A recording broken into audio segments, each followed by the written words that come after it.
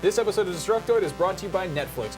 Coming up on Destructoid, Mr. Destructoid makes yet another cameo in a video game, Gearbox grants my wish, and Max is filled with rage. All this and more coming up on Destructoid.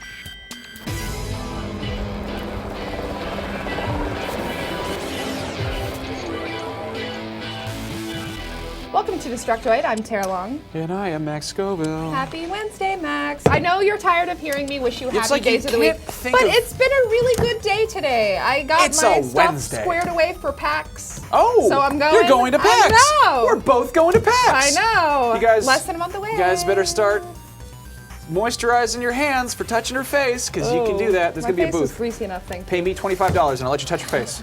Shut up. Anyway. I get a cut. Okay, let's start the day off with some happy news. Mr. Destructoid has made his, I believe, 11th now appearance in a video game, courtesy of the folks over at Black Hive Media. Their newest game, Arcade Jumper, is an upcoming iOS platformer. It's not out just yet, but it's going to be coming to the App Store soon, so we'll let you know when that happens.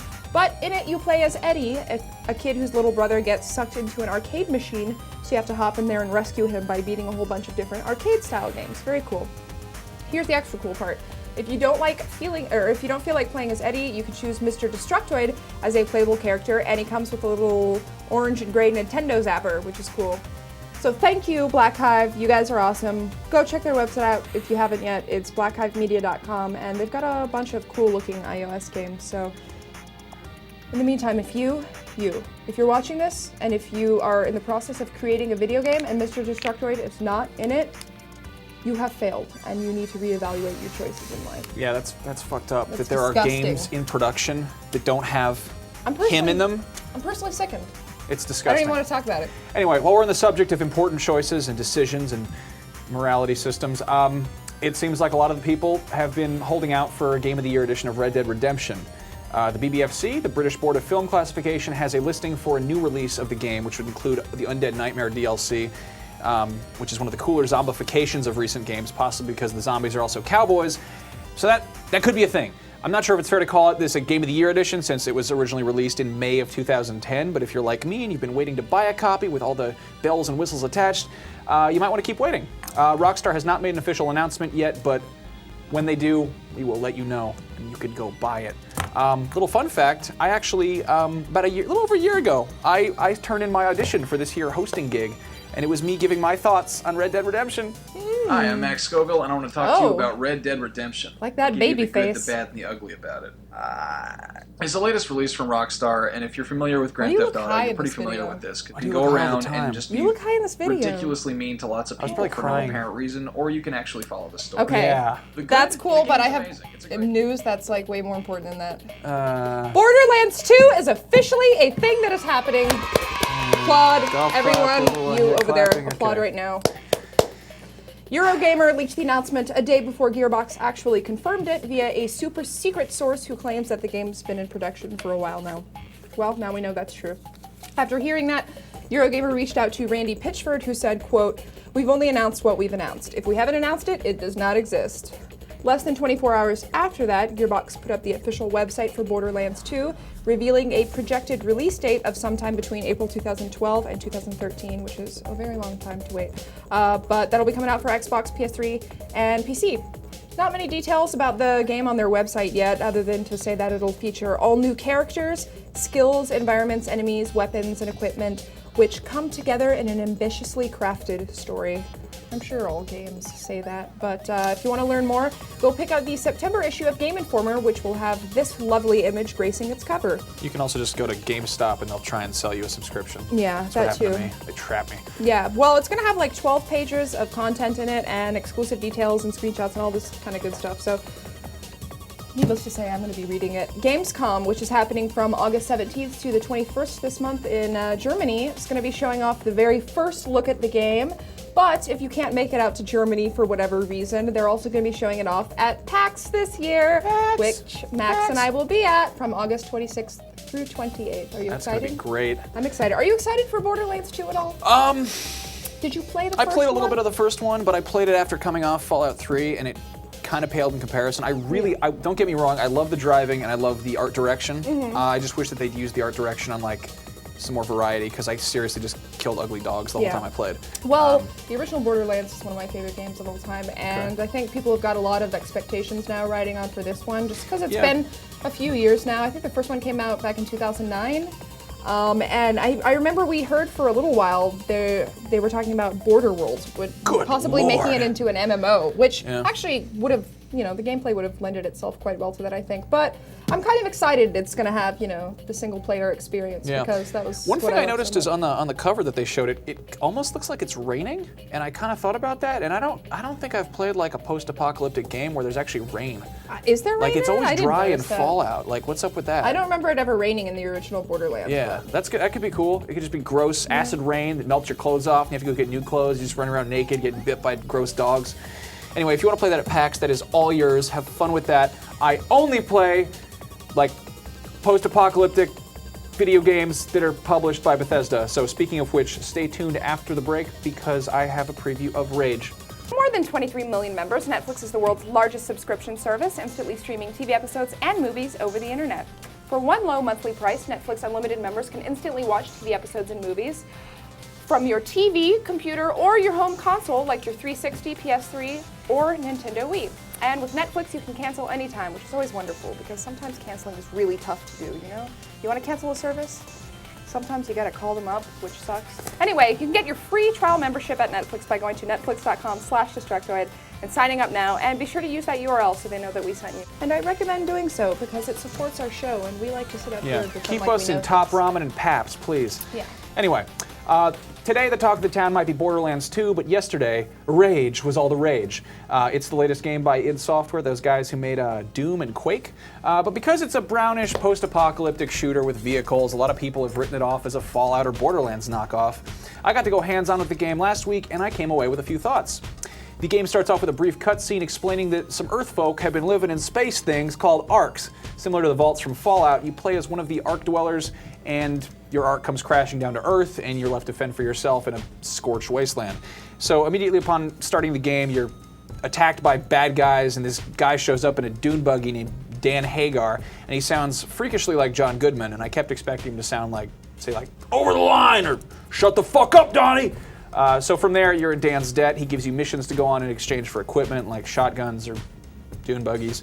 They're pretty standard missions, you know, like go repair the radio tower and kill some bad guys. But only having quests, and it's really the only RPG element from the game. You do talk to people, but it's not like you have branching dialogue trees or stats or morality systems or anything like that. That's one thing we need to be clear on. This is a shooter. You shoot guys in the face with guns and they die. It's an id game, and that's how it should be treated. The guns are fairly simple. You get a pistol, a shotgun, a machine gun, rocket launcher, etc. But they all look great, and they're fun to shoot. The shotgun's got a hell of a kick, and it's just, you know, it's nice to blow someone's head off. It's not like in, you know, Borderlands or Fallout where you get some ridiculous high-tech laser missile thing, but it takes you like 5 shots to kill a dude because you're not high enough with your energy weapons or whatever. It is known for their claustrophobic corridor-based level design, and there's still plenty of that in the game.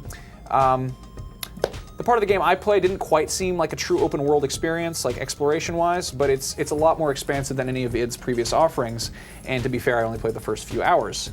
Now, Tara! Yes! You played this at E3 for a minute. I did, just for a few minutes. They had a booth there. I wasn't even doing video coverage of it. I just kind of wanted to check it out for my own personal curiosity, and it got me a good 10 minutes of hands-on time. Go on. Okay. Yeah, I didn't see anything special about it. They had you in a little outside area that, of course, is all brown. I didn't see anything unique or even overly artistic about the environment in it. They just had one kind of enemy. I don't even know the name of it, but they're the guys that they had hanging from things on the E3 show floor. Those are the bad guys. The bad guys. Yeah, well, do they have a lot of different types of enemies in this game? I saw a few. There's different like hordes, different types of like bad guys. There's one who are all like kind of British themed. They all sound like Jim Sterling, and they're like, "Oh, he's coming in here. We're trying to put miniguns on our dune buggies," and they're all wearing like Union Jack armor and stuff. So now you said that there's questing in the game, but there's no leveling up, right? Yeah, it's I'd say it's similar to Far Cry in a sense. You know, you go exploring, but if you explore, you're not really going to unlock a whole lot of stuff. It's not. I don't think you're I mean, I didn't play that far into the game, but I don't think you're gonna be like wandering around exploring this map and finding like hidden secrets that are like, oh, it's unlocked a whole new route for you to go on. I think it's more or less like you meet people and they're like, hey man, these guys are assholes. Can you shoot them for me? And you're like, I sure can. And then you go, and it's fun. So you would say that part of the appeal for it lies in its simplicity? I actually really appreciated the simplicity of it because I grew up playing Doom and Quake, and those are pretty straightforward. What you played, I can understand how that might have sounded kind of generic, but if you jump right into it from the beginning and like start to play it, you get more of a sense of what you're dealing with. Yeah, well, and you know the storyline and everything. I didn't know any of that when I played it at E3. So. I gotta say, the world you're in is the prettiest, the absolute prettiest post-apocalyptic hellhole I've ever been in. It looks really nice. The driving's pretty tight. I'm told you can like customize your car and put like cool miniguns and stuff on it, so that's fun. You get turbo boost and stuff like that. I actually interviewed id President Todd Hollinshead, and we're gonna upload the video of that separately from this episode.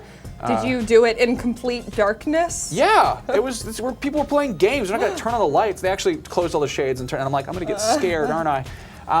Here are a few bits of information I got from Todd. The game has bosses, like big-ass mutants and stuff. Todd said in games when you're sent on a quest and everyone's like, oh, you'll never come back, no one returns from there alive.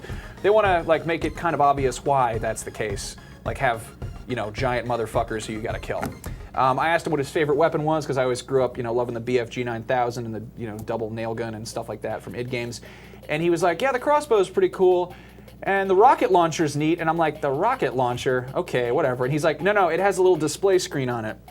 And if you let the gun idle, apparently it starts showing Doom playing on the screen, which Very cool. That won me over. I think that might be an exclusive that I broke. I think I'm a journalist. I don't know. But I love little touches like that. And all the people who are saying it's like a Fallout knockoff can shut up because in the game there's like a Vault Boy bobblehead you pick up and it makes a ching, like mission complete sound effect. So that's funny.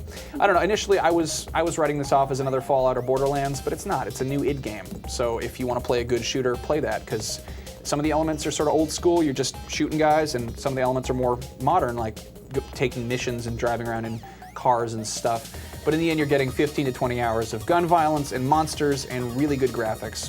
Destructoid writer Steven Hansen put his full written preview over on the site, so go check that out if you're hungry for more. And yeah. Yeah, well, that's Rage, everyone. Yeah. Go check it out. When's that coming out? Later this, October 4th, I guess. All right, that's sooner than I thought. Yeah, it's sneaking up on you. Yeah. It's gonna jump out. You gotta shoot it in the face with your credit card. Are they charging $60 for that game? I have no idea. Okay, probably. Anyway, yes, that's all for today's show. But do not forget, this Friday we're going to be recording our show live at 3:30 p.m. Pacific time. So tune in for that. It's going to be like a regular Friday thing. It'll be fun. In the meantime, we have almost 1,500 likes on our Facebook page. We're trying to get up to 2,000, so go tell us you like us. It's facebook.com/DtoidShow, and you tell us about the Twitters.